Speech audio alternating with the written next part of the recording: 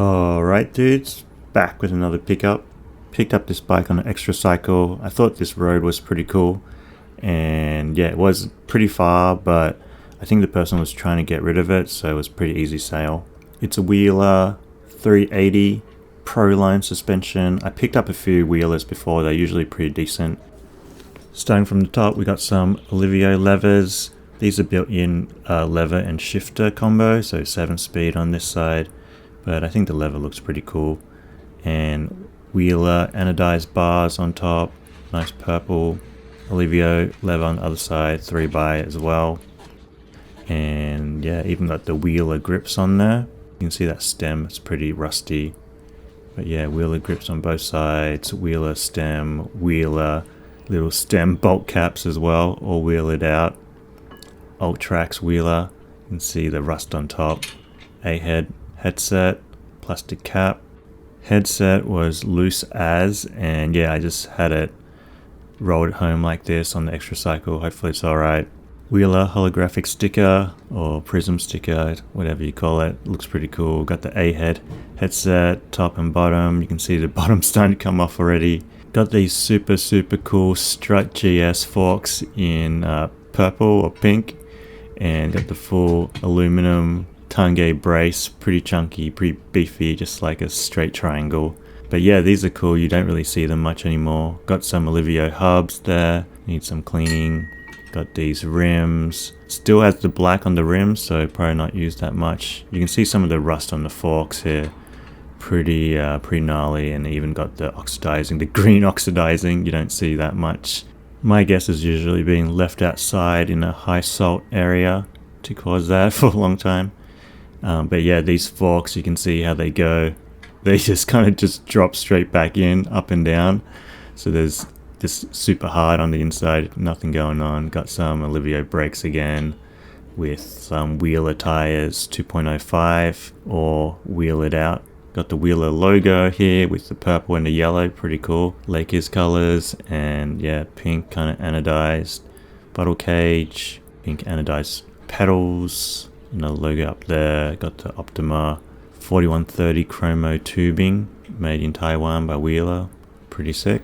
And yeah, got the matching pedals with the clips as well, full old school. It seems like this bike was like a full stock bike and someone rode it for a bit, but then yeah, didn't really change anything and didn't really service it. Got some Olivio cranks here with a rusty chain ring, rusty chain. Got the Olivio front mech, it looks like. Wheeler chainstay guard, Wheeler derailleur. This one's really interesting actually, because I've seen Olivio derailleurs in better condition or better spec, but this one seems real cheap. Has like stamp, little hanger, and then this is like a plastic body. So I don't know if they switched it. Got a rusty cassette here, but it looks alright. Got the dock disc. Got black matching rims, a little bit more wear on the rear. Got the Wheeler Banza tires again, 26.205. Yeah, super stock this bike. Olivio brakes on the back. Got a nice little quick release clamp, again in purple. I think generic seat posts, and then the Wheeler saddle.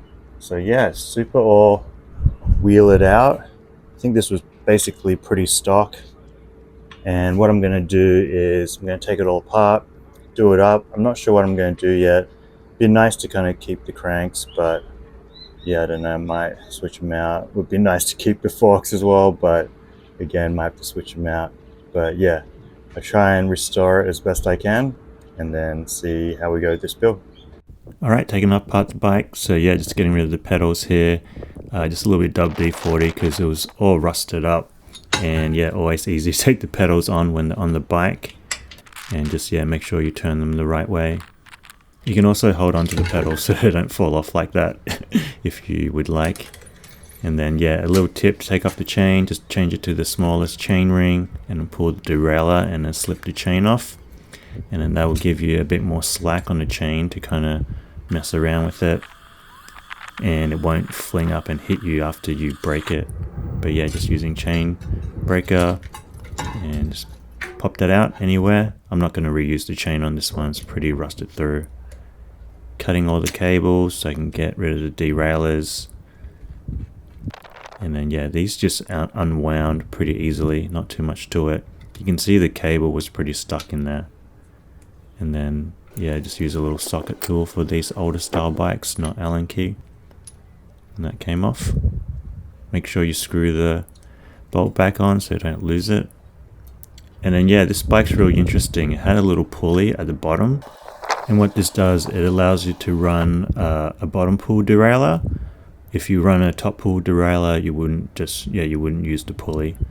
But yeah, it gives you the option of both, which is pretty cool. Saves you from buying a dedicated derailleur. And then here, just taking off the cranks, you can see the crank bolt was pretty tight, but I got it off. And then usually if the crank bolt is tight, I'll spray a little bit of WD-40 in there, because usually that means that the crank will be tight too. And then just using a crank puller, thread it all the way in. I find it helps to just wind it a quarter turn to make sure the threads are snug, and then wind down the insert all the way through to kind of push the crank off. You can see this one is super tough, so I ended up winding it out just to double check to make sure everything was going right, and then just went at it again. Yeah, sometimes with crank removal, you just got to be careful not to use too much crazy force. If something is stuck, yeah, you could be wrecking your cranks, but yeah, just double check. If everything's fine, it should be alright. You can see those came off pretty good. And yeah, a little bit of grease on there as well, some factory grease. Always grease your tapers so they don't seize on there. And then here, a little bit of WD-40 in there, trying to let it just soak and loosen off. And then the bolt came off, and then yeah, a little bit more WD-40 on the inside. I'm sure you wouldn't have to use WD-40 to loosen it, but yeah, I find it helps a lot. And then here, same method again, just a little bit of a quarter turn to make sure the threads are snug. And then yeah, wind the insert all the way in. Should pop right off. And then here with the BB, again, a little bit of soaking just to get it going. Make your job a little bit easier. And then this is a Pedro's bottom bracket holder tool. Shout out Boot Bike. They sent it to me. And yeah, what it does is allows you to hold on to the BB tool while you crank on it.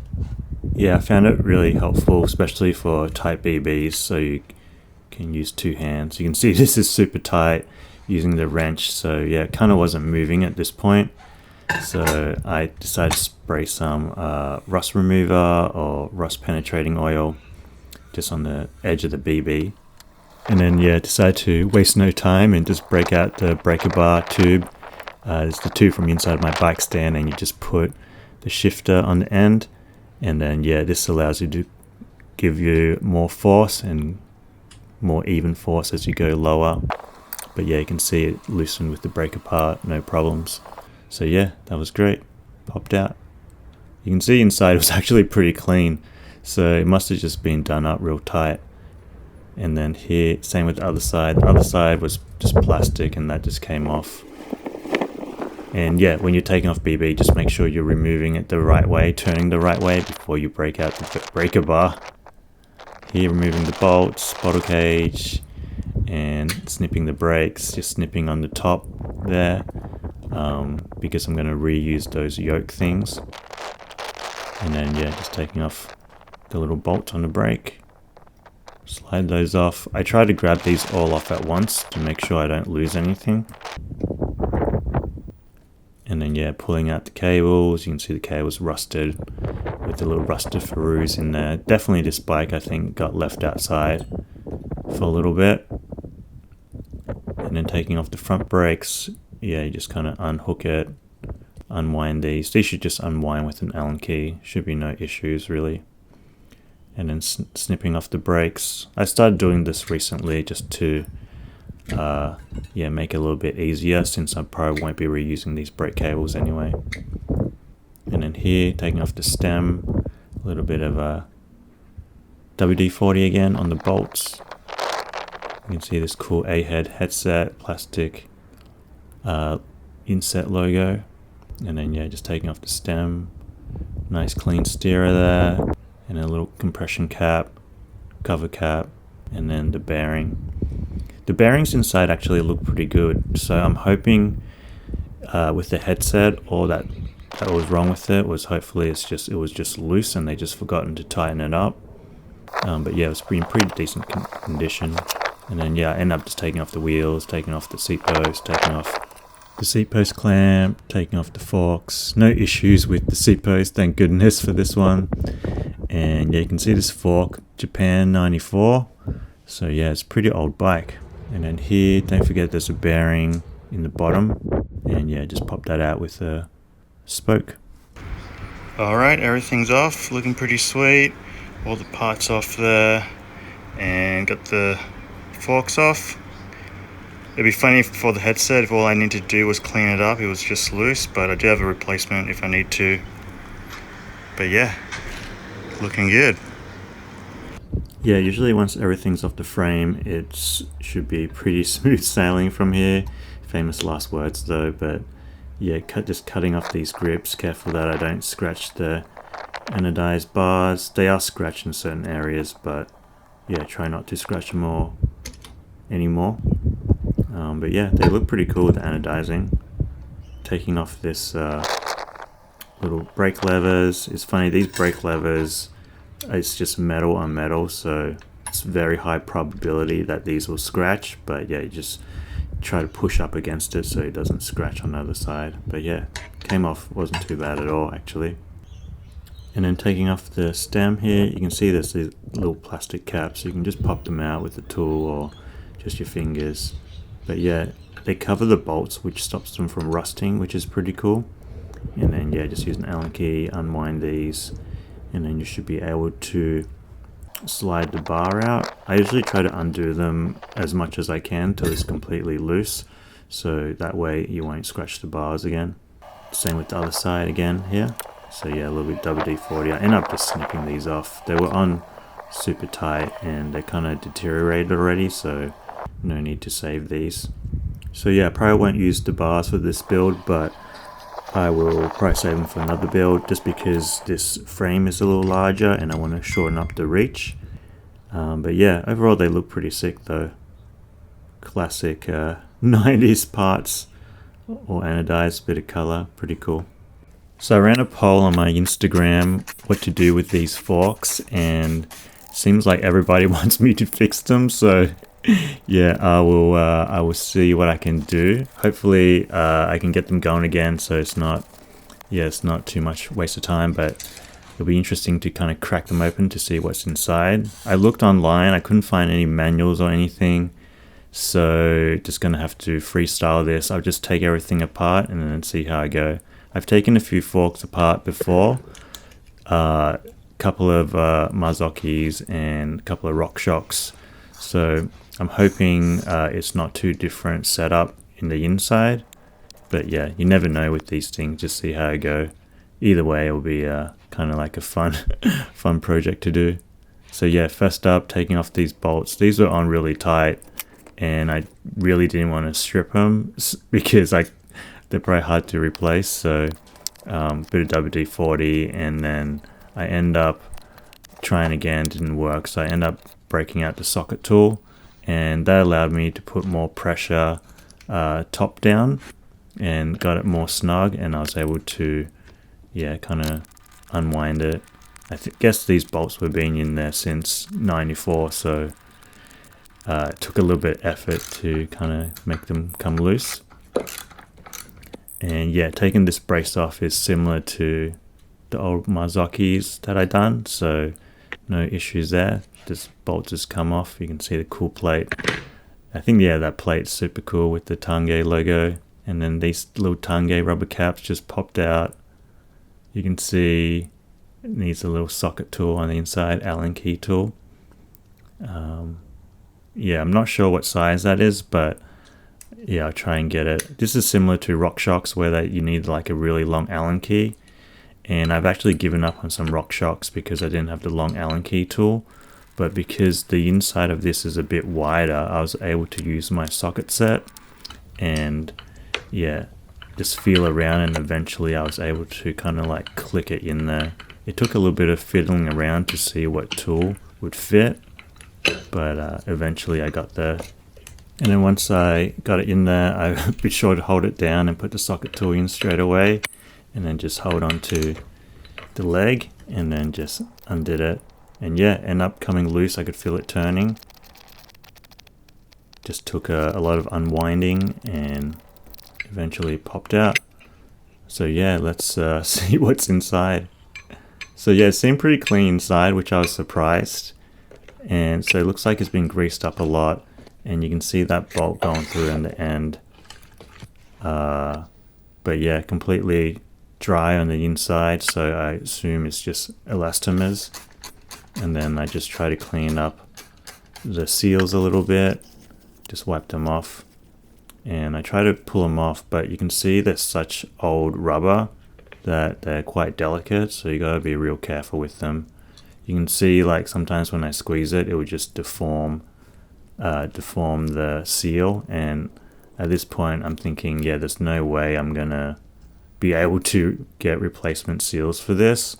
So yeah, just try to be as careful as you can when you take them out. And then here, a little inner ring on the inside, looks like some type of spacer, another spacer there. So yeah, you can see all the stuff kind of fell out, these little hard things. And yeah, here's the final bolt, and this is kind of how it's set up inside. Alright, so I was able to get everything out, and I'm pretty sure these were meant to be soft, but these are hard as nails right now. And then there is this bolt with the cushion here holding it all together. So this is still kind of soft, and these are still kind of soft as well. But I guess they're not as fresh as they used to be after 30 years or so. But if I'm able to get some elastomers and cut them up, or run a spring in there, I'll probably try to run a spring in there, try to find a spring. At least I'll be able to get them going. And then I'm going to take off the other side now and see what's inside. After taking off one side, the other side's way easier just because I know what to do. But yeah, basically just same method, Allen key in there, pop it out, pop off the little cover, pop off the little bushing. There's a little band on there at the top. This one was like way tougher to pull out, but yeah, ended up coming out since they're so old. Kind of just crazy, just the way they are. But yeah, not much you can do about that. They'd been sitting there for a while. And then yeah, same with the spacers again on this side, and then the same elastomer setup. This is pretty cool with the Tange logo on there as well. I think that's cool. One issue I have, I feel like these seals aren't in the best condition. So when I put them back together, it's not really going to stop that much stuff from going in. I'll show you. So it might be all right, but yeah, it's really not the best because it's kind of misshapen a little bit. It might be better when I put that rubber band back on top. But yeah, so I don't know if these forks are worth redoing. If I do end up seeing some cheap springs, I'll put them in and see how they go. But yeah, I might start looking for other forks at this stage. So yeah, at this point it was pretty disappointing just because it would have been sick to save these forks. But yeah, always with old stuff, sometimes it's hard to get parts for them. But yeah, I'm still going to clean up the forks and see what I can do. I was thinking maybe before I do that, I'll just soak these in silicone grease, hoping, using my logic, that hopefully some of the silicone grease will kind of get soaked up by the rubber and maybe make them a bit better. But yeah, I don't know if that's how it actually works. Either way, at least it'll put a protective coating on it. And then here, just cleaning off the rust off the fork, so you can see it's pretty bad. I've soaked it in WD-40 for a little bit since I was working on the other bits of the fork.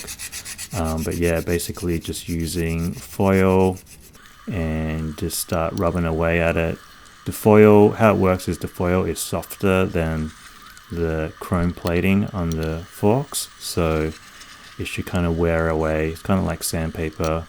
I think some people say you can use like super high grit or low grit steel wool, and that works, but I find foil works pretty well. I just have it in my kitchen, so yeah, you can just grab some and yeah, just go to town.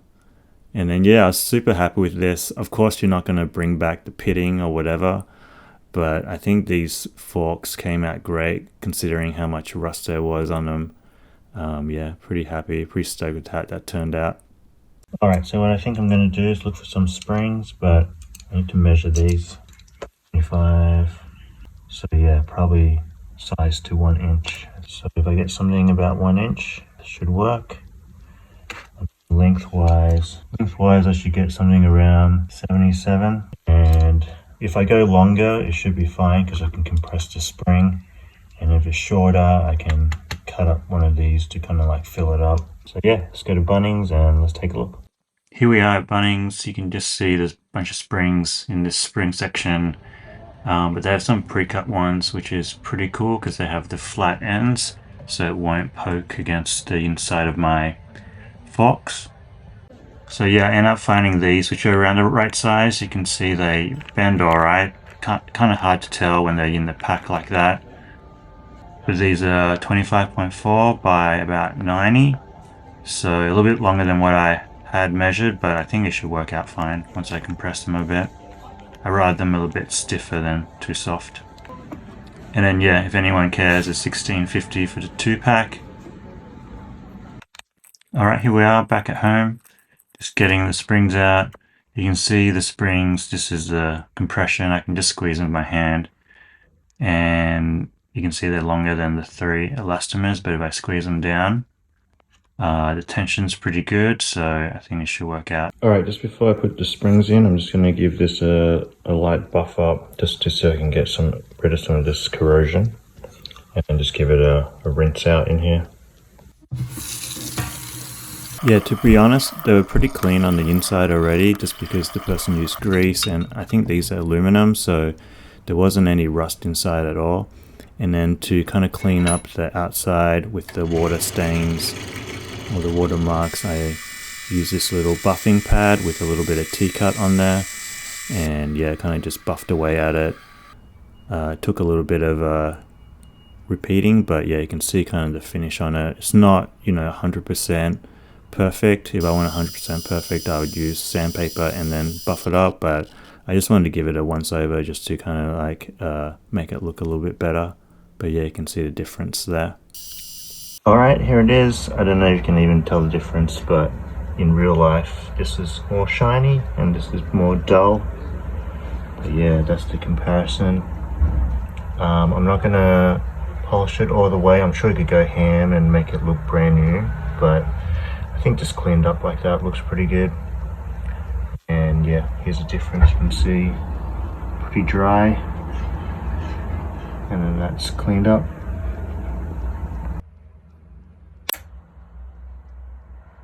So with those cleaned up, I'm pretty excited to put the forks back together.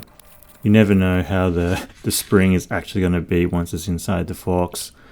But yeah, basically what I did was just put them back pretty much the same way, but just replace the elastomers with the spring. You can see I'm using the metal plate on the top and then putting the spring on, and then putting a plate on the bottom as well, just to kind of help it, and kind of goes in straight like that. And then what happens is, yeah, this little cap goes on the end, and then the Allen key bolt goes in, and then yeah, you just kind of wind it back on again. I found it easy just to put the Allen key in the bolt first before I slid it in, to kind of just wind that on. Yeah, you can see it pops out like that. Pretty simple. And then these little washer first goes around the front of the fork, and then the little cap with the little plate washer on the inside goes in. I put another washer here. You probably don't need that washer. And then I put the spring on, and I should just be able to wind down like that. And it was the same with the other side. I ended up using silicone grease everywhere just to kind of save it from rusting and give it a little bit of a lube up. And then with these little parts that I had soaking in the silicone grease, I just decided to give them a wash a little once over. But yeah, you can see that they end up turning pretty good. I think they end up cleaning up pretty well, and they definitely feel less dry. So yeah, the only thing left to do was put everything in. I ended up putting everything in the leg here just to make things a little bit easier, and then yeah, again packing a lot of silicone grease on the little bushings themselves, the seals. You just basically just squash them in there. At this point they were like flexible enough where you can put it in, and overall, you know, they're not in brand new condition of course, but yeah, I think they're not too bad for what I did to them. You just do the best you can at this point, and then yeah, you just slide it on, and then you got to wind the bolt in. Make sure you put the little Allen key part in there first, and then you'll feel it grab, and then you just wind it on tight. I didn't wind it on super tight, just I think comparing it to Marzoki's, I think there's a certain Newton meters, maybe it's just like 8 to 10 Newton meters you wind it on, so just kind of just tight, and then yeah, and you can see them working like that pretty well, so I was pretty happy with that. Happy to chuck the other one on to see once I get on the bike how that actually feels, or put some weight on them, how it feels. But yeah, basically just repeat the same on the other side. A lot of silicone grease, and yeah, just wind the bolt on. Silicone grease is so that it doesn't eat away at the rubber, and it's water protective, I think. And then here's some little top caps. I think these Tange top caps are pretty cool as well, so I just want to give them a clean up. And I cleaned them up pretty good, but there was this little white ghosting around it, and I just used detergent and a toothbrush just to kind of get in there and really clean them up. And then yeah, I put a little bit of silicone grease on top there to kind of protect these as well. But yeah, they were looking good. And then the caps just pop on, friction fit, and yeah, that was basically done. The only thing left to do was clean the brace, just a little bit of WD-40, use some paper towel, cleaned it up. Again, being aluminum, there was no rust on there, and cleaned up pretty well. And then I ended up cleaning up these bolts as well, because I think the front of the face was a little bit yeah, just didn't look that good, so just a little bit of foil and WD-40 again, give them a nice brush up, make them look fresh, and then just wind these in. Again, these don't have to be super tight. I think again just like 8 to 10 Newton meters on there. And then yeah, here they are, all done. Super stoked with these. I think they turned out great. And then here for a little weight test, you can see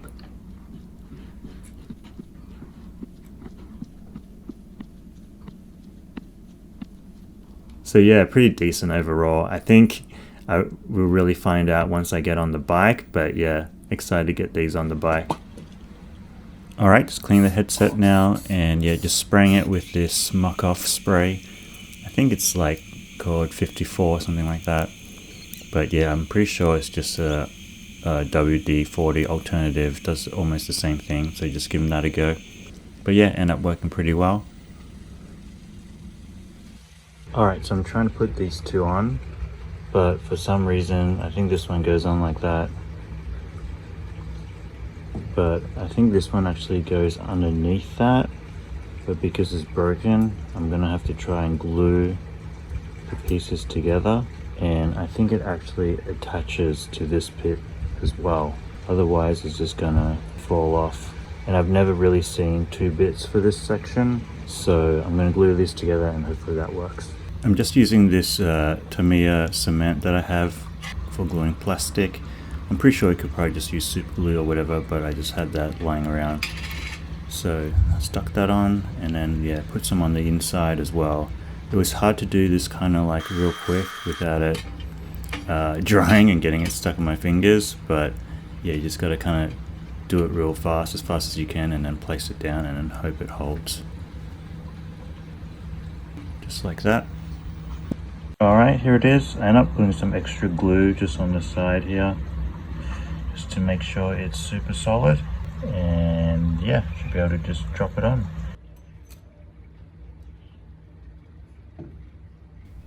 Yeah, and that worked out. So yeah, sometimes I wonder how it split open in the first place. Unsure about that, but this worked out. And then just putting more grease here, starting to put the headset bearings on. Just make sure they're the right way. Usually the rounder side is towards the cup, but yeah, if you don't know, just try both sides and it should work. Load up with grease, and then here just putting the forks on and squashing that down. Pretty good. Pretty good feeling. Just clean it up a bit, and then yeah, same with the top. Pretty happy with how this cleaned up. The bearings are in really good condition, and so are the cups. So yeah, it must have just got loosened and then no one ever tightened it back up. But yeah, basically just load up with grease, put some more on top, just to get the bearings covered, and then on goes the cover cap, and then this little wedge where it centers the fork and puts pressure on it.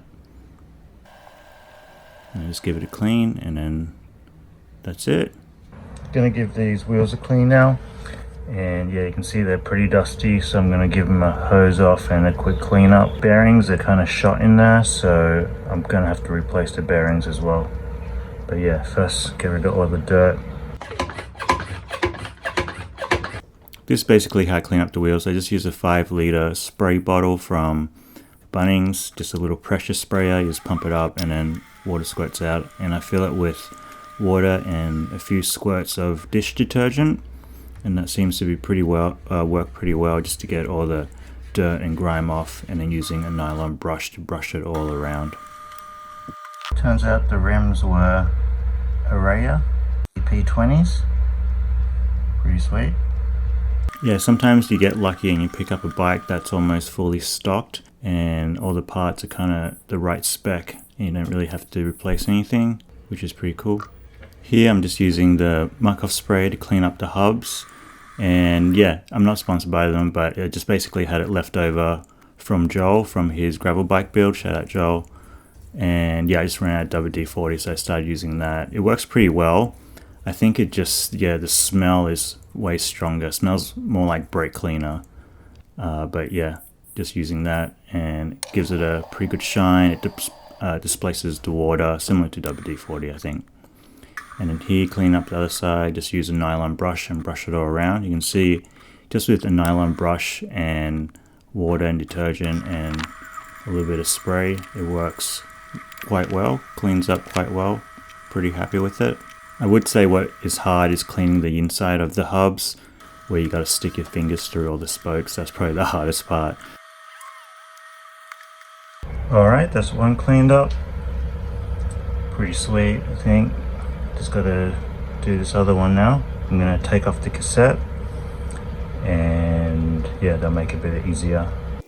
Yeah, sometimes you never know how well the wheels are cleaned up, but yeah, this set cleaned up really well. Just with, I think, probably had like nice spokes and the rims were in pretty good condition, so it wasn't too bad.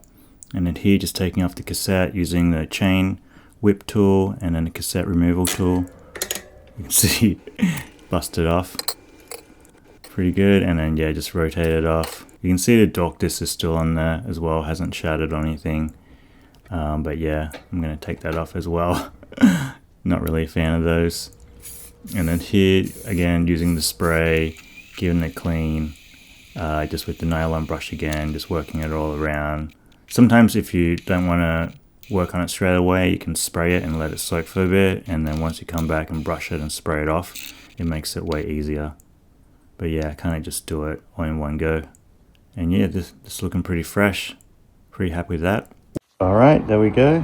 Looking pretty sweet. Alright, so I'm going to put some different tires on, and this is kind of how you measure it. Just get a caliper. You can get a ruler too if you want. And you just put it at about where the widest point of the wheel would go. This is 2.58, almost 2.59 inches. So max will probably be around 2.5, 2.4 if you want to leave a little bit of a room. You can also usually measure this bit, but usually it's the bottom that's the smallest. You can see that fits anyway. And then here you just make sure you measure the front as well. The front obviously goes a bit wider, so you don't have to worry about that. Alright, the tires I'm going to chuck on are these theory tires. These are 26 by 2.35. The tread's pretty sick. I think someone said it kind of looks like a moto, like a speed bike or something. But I think the tread looks pretty cool. Good for like a commuter. And yeah, shout out Theory Parts for sending me some stuff, as well as 15 Distribution. Keen to try these out. Let's chuck them on. Yeah, looking pretty sweet. Sure. These are called method tires, if anyone's wondering. These measure about 2.2, so I do have a smaller tube in there, so once I get a bigger tube, I'll see if that makes a difference, but a little bit smaller than what they said. Rim size is about 26.25, which is a bit over 1 inch, in case you're wondering. Alright, got a thicker tube, so I'm going to chuck this on. So yeah, it's funny enough, it turns out they're slightly smaller. So I guess on these rims, they're about 2.2. So yeah, sometimes depending on the rim and the tire, it might be a little bit different. Maybe it's a unit tube as well, but either way, still looks pretty sick. Alright, now time to crack open the bearings. Yeah, basically just use a hub spanner and then another spanner just to take off one side. And then unscrew it off. And just pop that out. Be careful with the bearings. You can see I put it over a tray there because when you take it out, all the bearings could fall out. Depends on how much grease is in there. You can see this one was lacking a lot of grease, almost pretty dried up, which is pretty common of old bikes. And then you can just use a spoke with a little bike magnet on the end to get rid of the spokes, get rid of the bearings if the bearings are metallic. And then here, same with the other side, just getting all the bearings out. Just like that. And then here, cleaning up the axle. The axle is pretty good. And you can see the cone had minimal wear. I've definitely seen bikes with more wear on this, but yeah, just minimal wear, just slightly going into the anodized layer. So pretty good. And then these caps, you can actually pop straight out. It's funny because I'm sure in my previous restoration videos, I swore I couldn't take these out, but I decided to give it a try again and these popped out. So yeah, glad that I worked that out. It's kind of just like, yeah, super cool when you figure out a new skill and it makes cleaning the bearings way easier. But yeah, basically just use a cotton bud, clean it out, use a little screwdriver just to wedge off the cap. You can see how much old grease is in there. When grease is in there for a long time, usually it hardens up, and that's why it doesn't spin that well. Here I'm just chucking on some new bearings. 3/16 is the size. Yeah, you can take a screenshot or pause it if you want to order the bearings. And then yeah, just fill it up with grease. Make sure you count the number of bearings that go in there. I'm pretty sure this is 9 on each side from memory. Could be wrong though. But yeah, just however many was in there, you replace it with the same. Usually it's an odd number, but yeah, I've done even numbers before as well. And then with putting the cap back on, you just push it back on. And then here, same with the other side, putting bearings and grease in, just fill it up. And I'm using all-purpose Red Devil grease if people are wondering. I usually just use whatever I have on hand. And then slide the axle in, and then what you want to do is hold the axle and then turn the wheel upside down so the bearings don't fall out. Sometimes if you push it into the grease enough or have enough grease, the bearings will hold, but yeah, I try not to risk it and just keep my finger on the axle. Makes it way easier. It's way harder to actually fish out a bearing. If a bearing drops inside the hub or drops out, you are almost definitely guaranteed to lose it. And then yeah, just give it a spin, tie it back on, give it a spin, and sometimes I dip it side to side to see how it feels. But what you want to do, you want to tighten it up so it spins freely, but there's no play in the axle. Like if you shake the axle, it doesn't it doesn't move. I think yeah, sometimes that takes a little bit to get a hang of, but you might just have to do it a few times when you first try it. But after that, you will get a good feeling. Get a good feeling for it. And then here, same with the rear wheel. You can see I just take off this side with the with the free hub body, and then pull the axle out slowly so all the bearings don't go everywhere, so you can count them. And then same thing here again. And this little race comes out too. It just took me a little bit more effort to kind of pop it out, but yeah, it was just kind of loose in there. And then once that's out, you can really go inside and give it a clean. You can see all the grease that was in this one, all the old grease basically hardened up. And then I'm using a seal pick tool from Boot Bike. Shout out Boot Bike. They're really good for cleaning hubs and bearings and stuff like that, just because, yeah, it's kind of just like a little pick tool. You can use a toothpick or use a cotton bud if you don't have it, but yeah, I find it quite handy because it has the different shapes on the end. And yeah, it's plastic, so it doesn't scratch anything. And here, just using cotton bud again, using some paper towel, give it a clean up. And that's all cleaned up, cleaning the rest of the axle and the spacers here. Just put this, speed this up a bit because it's just the same process that I did on the other axle. And yeah, what you want to do is basically just clean out all the old grease so you can put the new grease in. And yeah, that's basically it, not too much to it. Count your bearings, 1, 2, 3, 4, 5, 6, 7, 8, 9, 10. I think basically it was 9 on each side for this one too. But yeah, just double check your bearings. I think at this point you probably know how to count bearings. Yeah, and then here, new bearings again. The size is a 1/4 inch. So yeah, most bearings will come in imperial sizing and not metric. So it's a little bit tricky there. But I think if you're from the US, you won't have a problem. And then here, this other cap just pops on. All those bearings are in there. And then yeah, just be careful when you flip it. I didn't put the axle in this time. I just relied on the grease. And then yeah, same with this other side. So the bearings, yeah, on the rear hub are usually bigger than the ones on the front because I guess they get a little bit more wear. They need to be a little bit more heavy duty, so they made the bearings bigger. And then yeah, just rotate it on again, same thing, make sure it spins freely but there's no play in the axle. You can see here I'm trying to shake it, and then yeah, turn the wheel, see how the grease feels with the bearings. Mine feels pretty smooth now, and you dip it on the side. If there's like crazy scratching sounds, you might have to redo it, but usually if you clean it well, you shouldn't have to.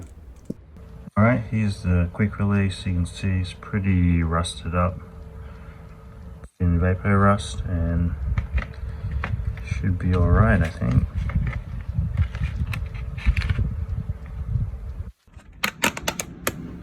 So yeah, you can see this is the next day, and sometimes with vapor rust, it looks like nothing's done, but then when you rub it with your finger, it starts to come off. And then yeah, after you wash it, all the rest of the stuff comes off. So if you soak it for a long time and you feel like it's not working, you might just have to give it a clean.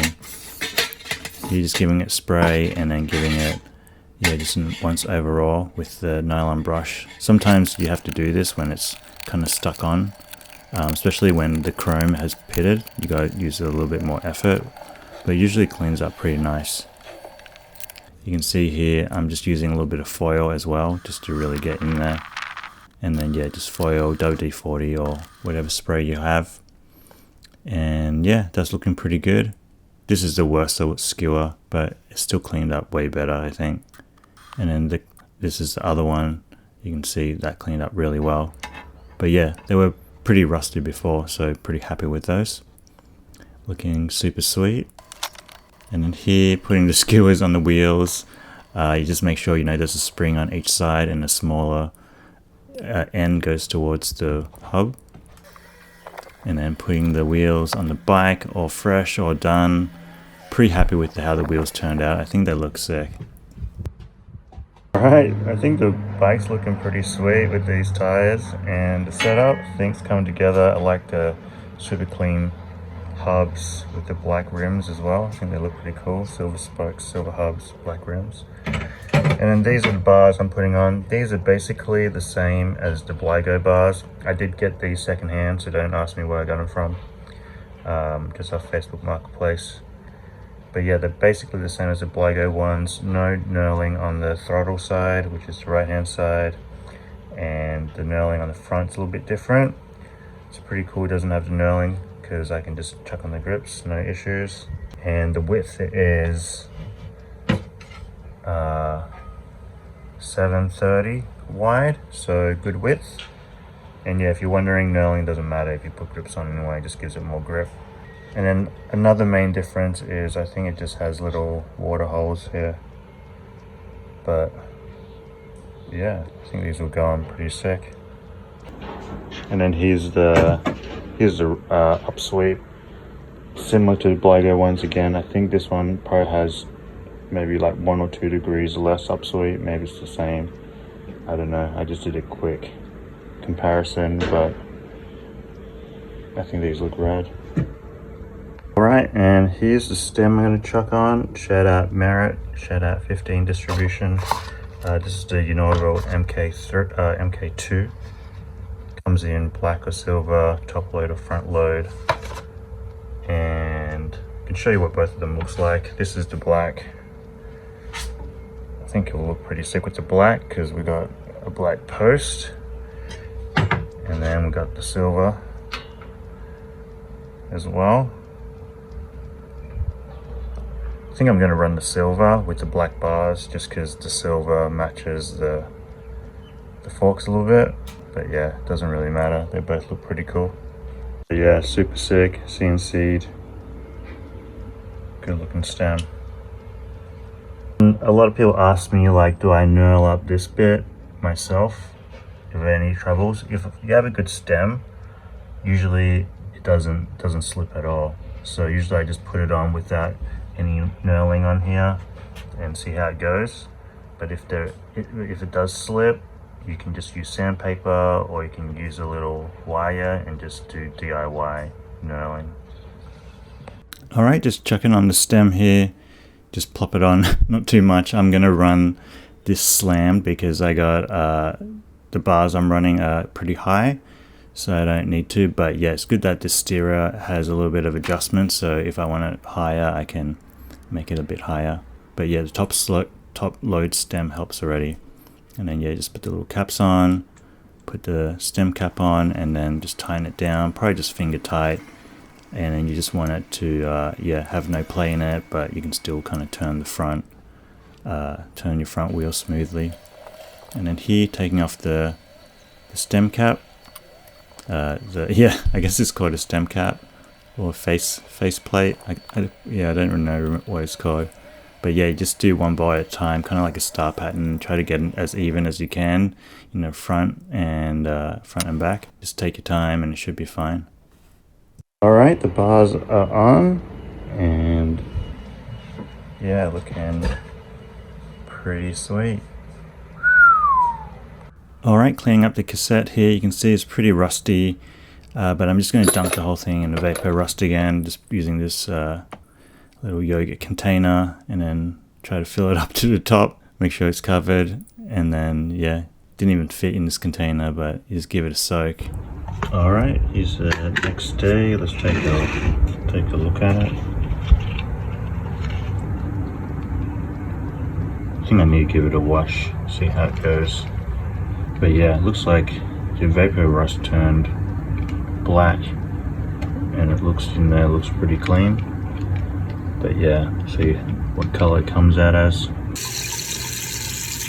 Sometimes even when you use the vapor rust, you still got to give it a clean after. It just kind of takes off the rust, but you can see all this kind of black grime that's on there. And yeah, just trying to wash that out. It's funny because like the spray is water deterrent or water displacement, so you kind of got to spray it, and then you got to wash it with water again, and then spray it again to protect it from flash rusting. So yeah, usually I just soak it in it and I put it in the sun just to kind of bake a bit, and it seems like it works pretty well. Here's just the rest of the little cogs using the same process. Just give it clean, spray up, and then put that in the sun to give it a little bit of a bake. While that's having a little bake in the sun, I'm going to get the rear wheel ready to install the cassette. Just take off the skewer, and usually there's a line at the top or a spline that's a little bit thicker, and you put that where the little arrow is. Don't forget this little spacer if your spacer falls out. And then yeah, just put all the cogs in, pretty simple. And then you tighten the cap with just finger tight for now, and then after that you can use the tool and wind it on. And that's all done. Put the little skewer back on, don't forget the spring as well, and put it back on the bike, and that's basically ready to go. Looking good. Wheels are finally done. Took a while, but it got there. Next thing is cleaning up the BB. This BB was in pretty good shape, so I'm just gonna give it a little bit clean up and see how I go. Basically just wiping everything down, use a little bit of spray again, try to clean it up, get rid of all the old grease, and then just use the same tactic again. Use the nylon brush it all around and see if I can get all the dirt out. You can see all the dirt coming out there, just using paper towel, keep it clean. But yeah, cleaned up pretty fresh. And then the bearings, I wanted to see if I could put a little bit of grease in the bearings as well. And on this side it's covered up with a little kind of like plastic, a rubber O-ring, and then inside you can see the bearings there with the old grease. What I'm hoping to do is clean up some of the old grease on both sides and then put in some new grease. And then taking off this side was a little harder than I imagined. I didn't know how to actually take this cap off. I tried wedging it out, but I ended up having to use pliers to take a cap off, and it ended up just like snapping because it was so brittle. But you can see it's just little, it's only like a protective plastic cover, and then the bolt under it is kind of like hex shaped. You can see there, but you can see the bearings on the inside. So I don't know even if that cap is 100% necessary, because it has the O-ring similar to the other side already pressed in. So I decided to just fill it up with grease as best I can, and then just pop the O-ring back on. You can see feeling a bit better now after putting the new grease in there. Also rolling it like this helps suck some of the grease into the ball bearings. And then and then you just basically push it back on. I have a little just a handy tool, but you can use a spoke or whatever, anything that doesn't damage the rubber O-rings or the rubber caps. And then this one, of course, being easy access, just goes straight on, pops straight on. Just make sure it's completely on there, and that's basically it.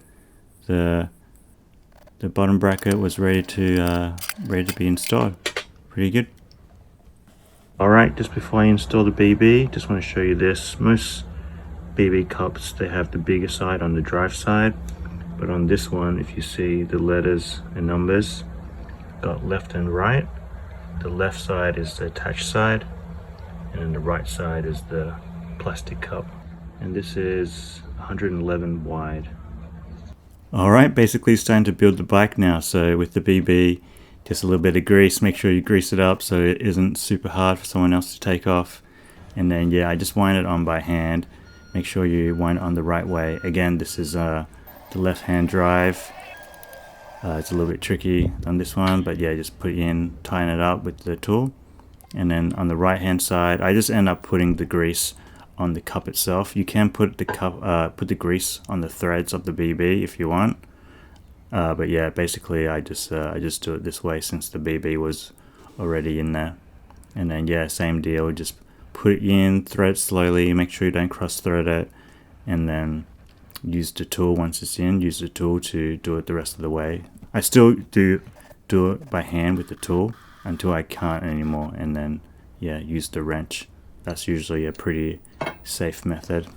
Alright, here are the parts that I'm using. Basically almost all the same stuff.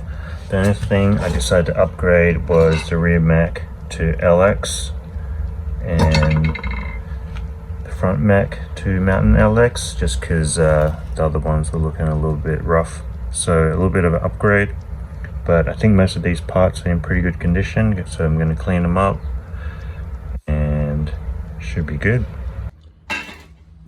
So what I like to do is I like to take everything apart and kind of sort out what stuff is going to be soaking in the vapor rust and what's not. But yeah, you can see even in the brake boss there was a little spider shell. Pretty funny. But yeah, taking all these apart, taking all the springs apart. Once you take everything apart, the vapor rust can kind of get in there and clean it way easier. The only thing that you don't want to drop in the vapor rust is really the brake pads and anything that doesn't have rust. But yeah, I've even taken off the little barrel adjusters on the shifters, and you can see these shifters weren't really shifting, so I decided just to spray some WD-40 in there just to see if it can loosen it up a bit. Sometimes it works, sometimes it doesn't. For this one, it's not really catching on. You can see that little pore. So yeah, just a little bit of WD-40 in there, give it a soak and come back to that. You can see when I push it how it springs back so slowly. It just means the gunk in there or the grease in there has hardened up and it's now no longer grease, I guess. You just gotta basically get all that grease out and re-lube it. Sometimes you just spray WD-40 and it works, but other times you gotta get in there. You can see this barrel adjuster. It's a fake barrel adjuster on this side, on the right hand side. And I posted a reel about this, and what people said is because there's a barrel adjuster on the rear mech, but not on the front. So on the left side, you would have a kind of like a normal barrel adjuster, which this one does. And you can see the shifter also not working that well, kind of stuck. Sometimes people throw the whole bike out because the shifters don't work. But yeah, really it's quite an easy fix.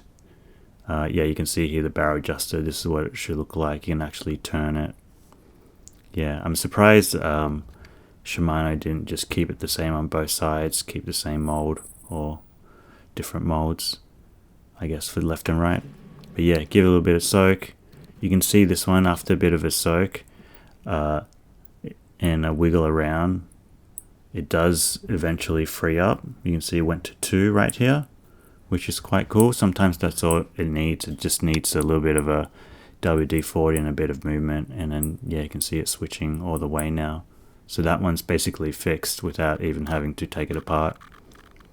But yeah, I'll keep cleaning all the rest of this stuff and then give it a soak. Sometimes soaking it in warm water loosens the grease as well, so we'll see how we go with that.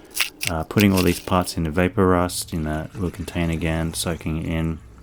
This is some old vapor rust, that's why it's like super dark. I had it in my just drawer or whatever, and I didn't know if it was still working or not, so I decided to test it. And you can see it doesn't really work because the rust is still on after a full day of soaking. So I decided to just get rid of that and re-soak it with some of the newer stuff. You can see, I don't know if you can see, but it's not quite as dark. So yeah, while that's soaking, I decided to give all this other stuff a clean, the stuff that I'm not soaking in vapor rust, and just use water and dish detergent, give it a wash. Usually comes out pretty clean, unless it's super gunky. You can see the levers came out super sweet.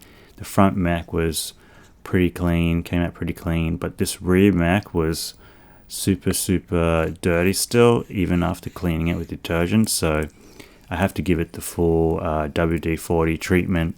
And yeah, just spraying it, wiping it down, trying to get rid of all the gunk. Really, it's just the grease that's kind of stuck on, and if you wipe it, usually you can just wipe it straight off. If there's still kind of rust in certain areas, you can use a little bit of foil as well. But yeah, you can see all the grease coming off the inside. I end up taking the derailleur apart. It's not a full service, but it's just, yeah, pretty close, pretty clean to what it is. Just clean it as best I could. Again, using the seal pick tool from Boot Bike. Shout out Boot Bike. And yeah, kind of keep going with it, clean it, spray it with more detergent. In that bottle, it's not bleach or whatever. It's just a bottle that I filled up with water and detergent. And then this is finally cleaned up. You can see looking fairly fresh. I'm sure there's still some black grease in there, but I cleaned it as best I could. And then here, putting the jockey wheels back together. Yeah, just wind it on with the Allen key, and then I put a little bit of this waterproof chain lube I think it's silicon based or PTF or whatever that is, but it basically is really hard to wash away with water, and I just put a little bit on the springs and a little bit on the jockey wheels just to help it smooth it out. Here we're going to fix the shifter, so yeah, you can see it. It's not shifting at all, not shifting down, and this is basically how you fix it. You just crack it open. I think this is a 10mm Allen key. Most shifters are basically the same construction, so you can basically use the same method. They will have screws on each side that is holding onto the cover. So after you undo those, this should pop right off. For these ones, they have a little gap in this plastic bit where the lever goes, and you can just pull it out. Might take a little bit of wiggling, but yeah, it kind of comes out. And then you can see this is the main thing. This paw is so gunked up with grease. You can see I'm pushing real hard, but it's only starting to come out. Usually this just springs straight back into the teeth, and that's kind of how the gears work.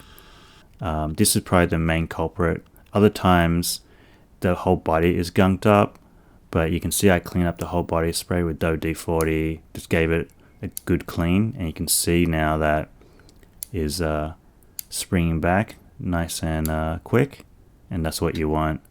And then to test it, you basically just match up the hole with the little guide on where it was, and then you push it down with your finger, just hold it in there, and then start clicking away.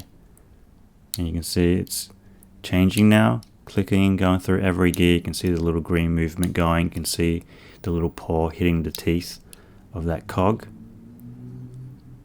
And then here it is from the other side, just loosening it. You can see how it can slip back and grab on. And then yeah, again going up the gears again, see how it pushes it. But yeah, sometimes you just need to give it a good clean. If it doesn't clean, if you clean it and it doesn't work, you might have to take the whole thing apart and clean everything separately. But 99% of the time that works. And then also gave the little display a clean since it was open. And then you just put everything back on, same way you took it off, put it through that little gap, put the 10mm bolt on, put the little screws on, and then yeah, there we go, all done. Pretty easy to do. Just takes a little bit of time, that's all. And that's basically good as fresh. And then here, after being soaking, you can see it actually worked this time. Yeah, see the rust came off the thread. That's when you know it worked pretty well. And then just give it a rinse, put it on a tray, dry it up, and then you got to spray it with WD-40 to stop it from flash rusting. And yeah, basically you just do both sides, make sure it's nice and clean, and then give it a bake again. And then here, same thing with the chain ring. The chain ring, honestly, I was going to replace it, but the teeth was pretty decent, so I decided to keep it. Kind of just a shame just to chuck the whole thing out since it's so much metal. But yeah, just giving it a bit of a soak. You can see I don't have enough in vapor rust to soak the whole thing, so I had to turn it midway. And while that's soaking, time to clean up all the brake parts. Just use a paper towel and then just clean everything. It's got WD-40 already, so all the grime and grease just comes straight off. But yeah, this is pretty satisfying once everything is done, everything is clean. And then start putting everything back together, all these little nuts and bolts. I can usually remember where the stuff goes where. It's actually built pretty well. It's just a process of elimination. The bolts only fit in certain areas. But yeah, if you're having real trouble doing it, just either videotape it or take photos, and then you can go back and refer to it. But yeah, you'll find out, you'll be able to work it out even without, I think, just by trial and error. And then this little bolt, don't forget to drop that back into the derailleur. And then a little washer and a little cap goes on that to hold the cable. And then the front mech and the rear mech was done. And then with the springs here, you can see there's a little bit of gold here. So this gold spring goes on the left hand side when you got the brakes facing down. And you just gotta, if you can't find a hole, you gotta open the little plastic sleeve. You gotta turn it to find the hole, and then the spring, you know the spring is right when the little metal bit is at the bottom, little spoke poking out at the bottom. And then you just basically repeat the same side. Silver spring goes on the right hand side when the brakes are facing down, and then these caps are all the same, so it doesn't matter where you put them for this canti set. For most canti sets it should be the same as well. And then yeah, just repeat the same on the other side. And that's really the hardest thing, I think, putting the springs in. And then here, end of the bolts go in, pretty self-explanatory. These little washers, cone washers, one goes in the top, one goes in the bottom, with the little knurling side facing up, so it goes against the brake pad itself. And you can see, yeah, this little bolt goes in, and then the brake pad will go in that hole. And then the little nut on the back to hold everything together. I can't hold everything together yet because I haven't cleaned the brake pads, but yeah, that's kind of how it goes together. But yeah, sometimes I like to put everything back together after I lay it out, so that I don't like kick it and then all the bits go everywhere. You don't want to lose any bits here. Quick release here sometimes has these little sleeves that go on, and then yeah, the little cap goes on the end. Obviously pretty straightforward for that. And then here, the crank bolts, these little caps just pop off, but you can just pop them back on. Easy peasy. And then don't forget these little, I guess, washers for the top of the canti brakes, the bit that holds the cable, and they have a little slot, so that's pretty self-explanatory as well. But yeah, that's basically all the parts. Some extra parts for this bike is this little pulley for the front mech. You might not have this. I think most bikes actually don't have it, but if you have it, it's just a few washers and then a little holding clamp on top to stop the cable from falling out or whatever. And then here, a little barrel adjuster for the derailleur. I had to find a different spring for it because it was missing a spring. I don't know if I showed it earlier, but it was missing a spring, so I found a spring, and it basically just squeezes on like that, and then you just wind it back on the derailleur, and that's how it works. So that's done. And then these brake bosses, again, no brainer here, just a little bit of grease, wind them on. You don't have to use grease if you don't want to, but since I got them apart anyway, I may as well put some grease in there.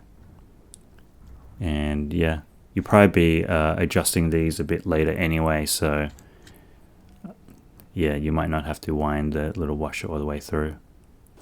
But yeah, same on the other side, and that's basically it. You can see I'm starting to go little and little less parts.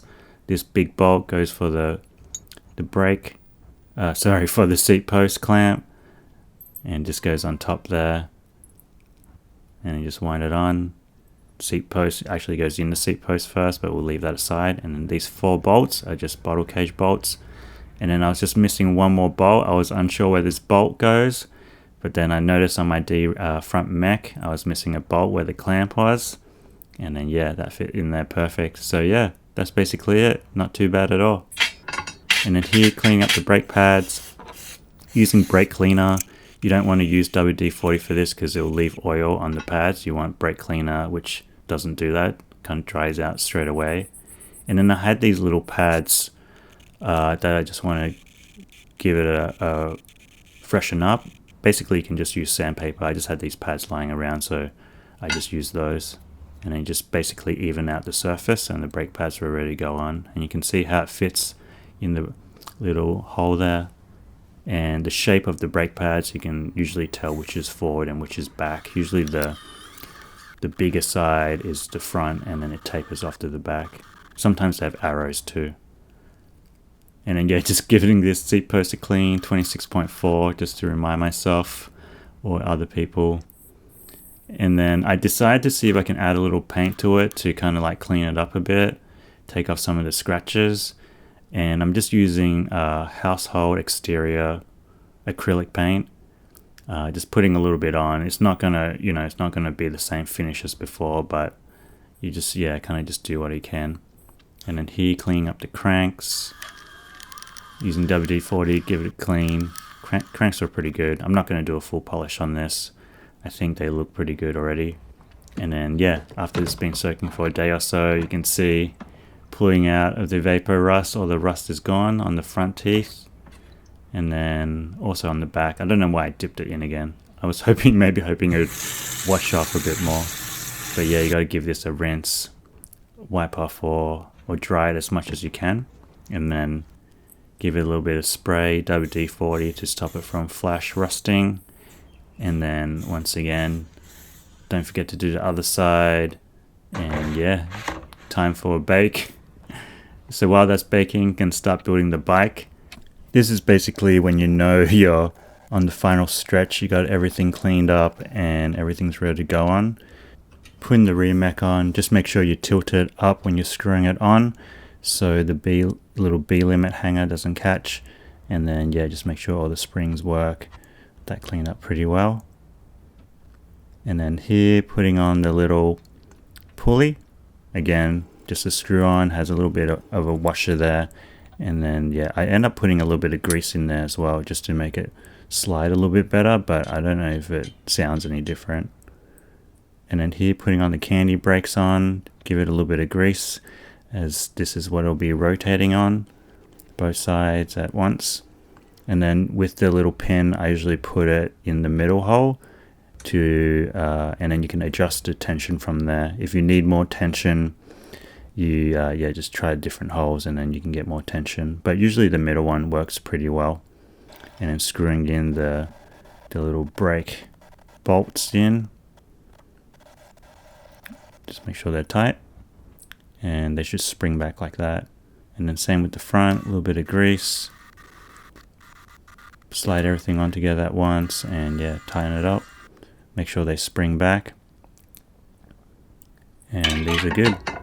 I usually just leave the brake pads for now, as I'll be aligning them a bit later. And then yeah, putting on the quick release clamp.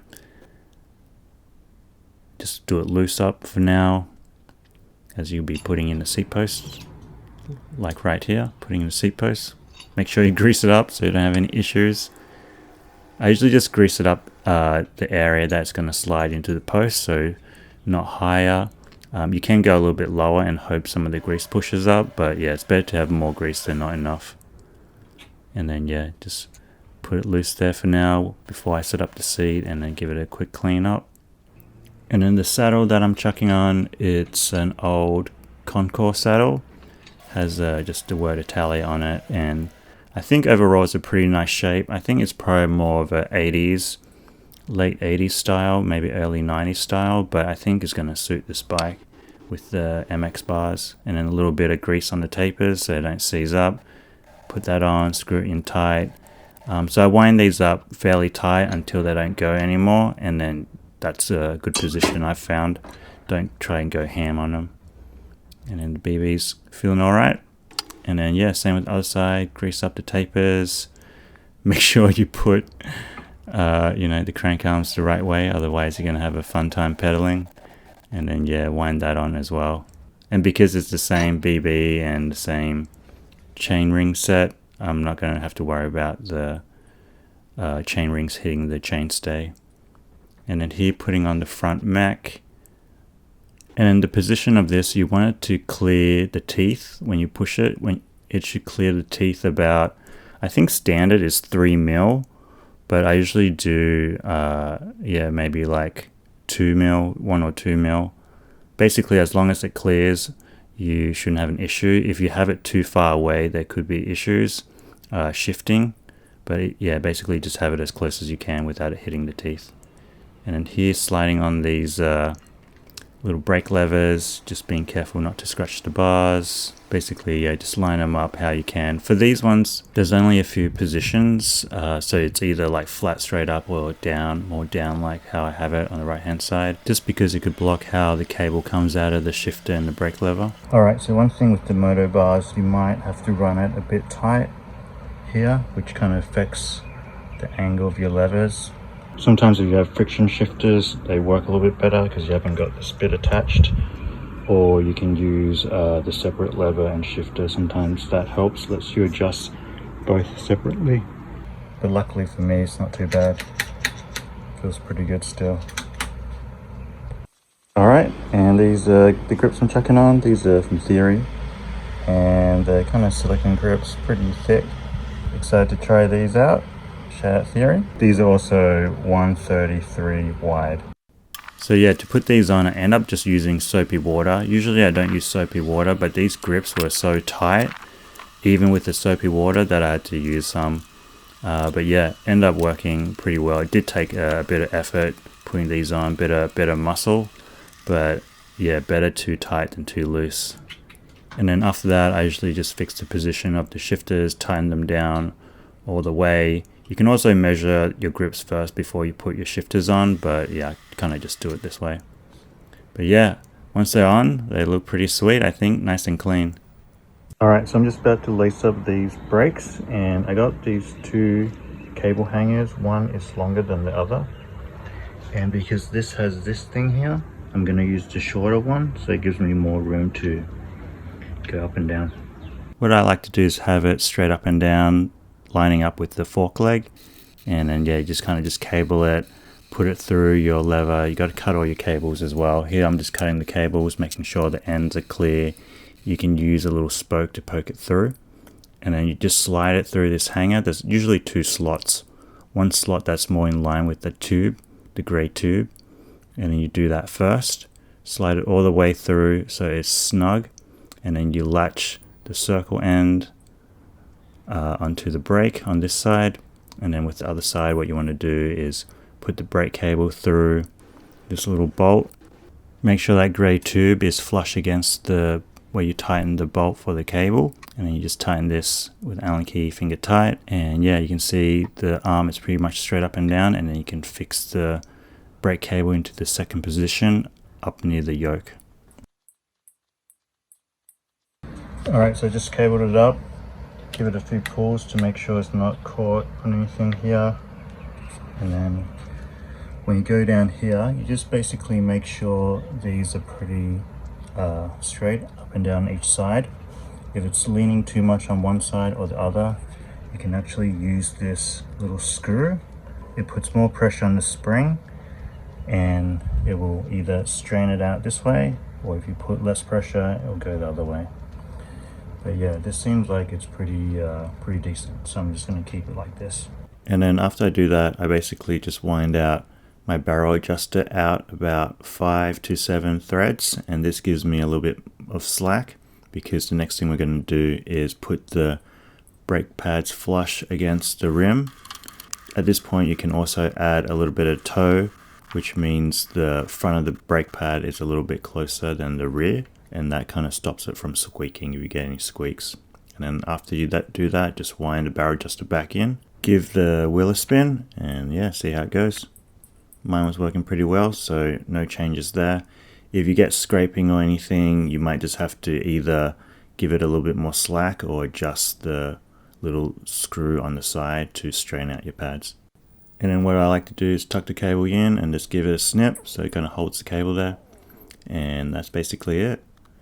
Alright, so next thing to do is the same thing for the rear brake.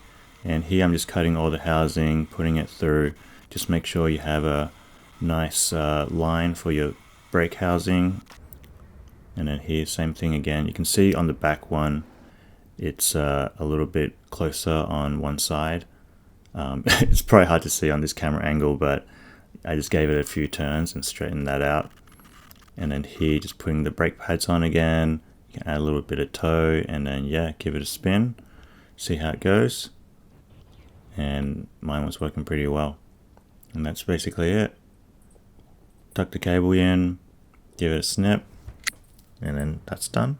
So before we put the gear cable in, we're going to limit the derailleur. So ideally what you want to do is have the cogs aligned to each side of the cassette. The little screw on the top is going to align the smallest cog, and then the biggest one will align the biggest cog.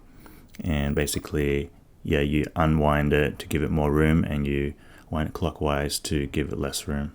And then it's the same concept for the front mech. The outer screw limits the outer ring, the inner screw limits the inner ring, and then ideally this is what you want it to look like. About this type of spacing to allow your chain to slide through without scraping on the front mech. Now that's all set, we can put on the housing and cables.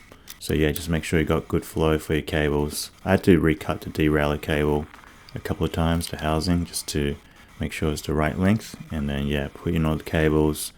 Always easier to cut longer and then cut it down shorter. And then when putting the cables in, you just want to give it tension, as much tension as you can give it, just using your hand. You can see here for the front mech, it just goes through the pulley. The rear mech is pretty standard, so I didn't show that. But yeah, you just try to pull it tight and then give it a couple of turns with an Allen key. And then make sure it works. You can see this is working pretty well.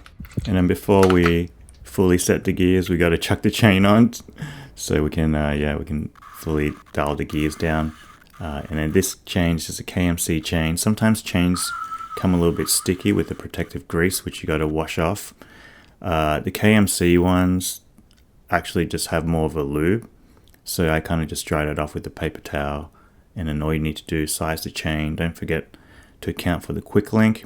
It's usually around the biggest cog and the smallest cog, bypassing your front and rear mech, and then you add 2 links to it. Don't forget the quick link accounts for one of those links.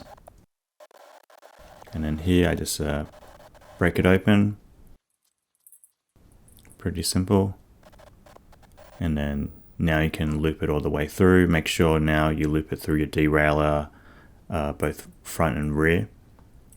And then what I like to do again is just put it on the inner ring, give myself a little bit more slack, and then you can just hook it on with the quick link. And most quick links you can just use your hand and just pull it, and that's on. Chain is on.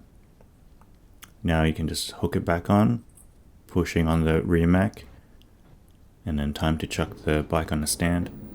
If you don't have a stand for this part, it can be a little bit tricky. You can do it when the bike is on the ground, but yeah, you just got to keep lifting it up. Maybe you can chuck it on a tree or something. And then here's cycling through all the gears. Cycling through all the gears pretty well. I found that the front shifter wasn't shifting to the top ring. The reason for that is because it doesn't have enough pull, because the derailleur is set too close to the inside. So what I need to do is reset the inside to make it way closer to the chain. You want it as close to the chain as possible, but without it scraping. And then after you do that, you got to re-put the tension on the cable, and that should be it. You can see no scraping. I'm on the biggest cog on the back as well. And then just make sure it shifts. So yeah, just turn it forward. Ideally you want your chain in the middle gears on the back, and then yeah, change it up and down. So yeah, that's working pretty well now. So time to finesse the back, and then just changing through the back. You can see it's even not changing the first gear, so what you need to do is put more tension on the gear cable, and what you do is to wind out the barrel adjuster anti-clockwise, and that will give you a little bit more tension. And now that's shifting up, shifting all the way up. Go through all the gears, see how it feels. And at this point it's feeling pretty good, but I get a little scraping sound on the second last gear. You see I switch it up again and then switch it down. A little bit of scraping noise, so we're going to try to fix that. First thing to do is unwind the barrel adjuster a half turn to see if that fixes it. Sometimes it doesn't, and if that doesn't fix it, you got to readjust the B-limit screw. So it just needs to be slightly closer to the cog. It might be either too close or too far, so you got to play around with that just to make sure it has like a smooth transition between the cassette and the jockey wheel. And then after setting that a little bit tighter, you can see no sound, which is sweet. So yeah, that's basically all done. I didn't have any other problems with the rear mech. Sometimes you might have it not shifting right, but yeah, you can probably just mess around with it and it'll fix it. Cut the cables off and put on the cable ends. Shout out Boot Bike for this Park Tool cable crimp, pretty nice. And then yeah, last thing I do, I think I forgot to do this, is just clean up the rims with brake cleaner, because if you remember, I spent all that time kind of cleaning the wheels, and yeah, might have got stuff everywhere. You don't want grease on your rims. Alright, these are the pedals I'm chucking on. These are Merit P1 pedals. They're cool, pretty wide, and yeah, That's the profile. Shout out Merit, shout out 15 distribution. Chuck these on.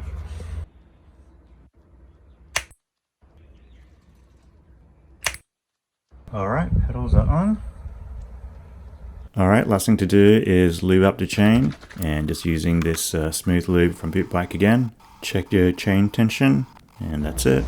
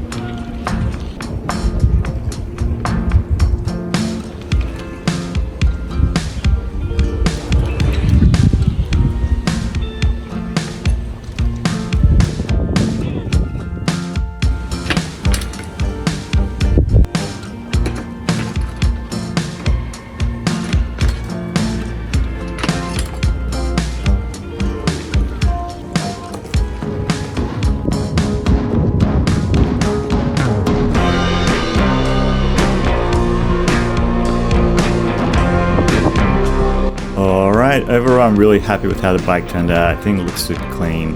Rides super smooth. Usually that's a given with new bearings, of course, and new chain and everything. And then the slicks, of course, add to that. Super fun to mash around on, make great commuter tires. Grips also feel really good. They're soft, but they're not too soft where they will just break. They feel really durable, so happy with those. And then the last thing are the forks. I would say the forks are really good for just cruising around, taking all the little bumps off. However, if you ride off a curb, they tend to bottom out just because they're too soft, so I'll probably have to get elastomer or try to fix them somehow. Probably end up switching them to rigid forks, but yeah, it's good to kind of give them a go anyway. But yeah, overall super stoked with the build. Shout out 15 distribution for flowing me tons of parts. Thank you to people who donated or bought stuff from my store, I appreciate it. And last but not least, thank you for watching, thanks for your support, and I will catch you in the next one. Peace.